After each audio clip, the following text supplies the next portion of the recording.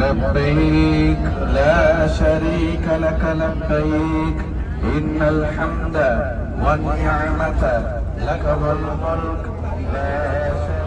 அப்ப அவங்க ஒரு பிளான் பண்ணாங்க, நம்முடைய தூதர் ஒரு பிளான் பண்ணாங்க, தங்கி முதல்ல அவங்க எங்கெல்லாம் சேர்றாங்க முடிவு பண்றாங்க.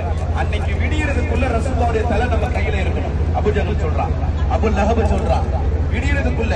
ஆனா அத்தனை சாத்தியம் ربنا لا تزغ قلوبنا بعد إذ هديتنا وهب لنا من لدنك رحمة إنك أنت الوهاب ربنا آتنا من لدنك رحمة وهيئ لنا من أمرنا யாரெல்லாம் தன்னுடைய குடும்பத்தார்களை அழைத்து வர வேண்டும் என்று எண்ணினார்களோ அவருடைய அந்த எண்ணத்தை நீ கபூல் செய்து கொள்வாயாக.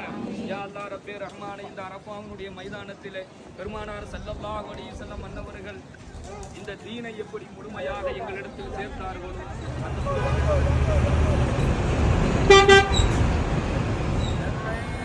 لا شريك لك لبيك إن الحمد.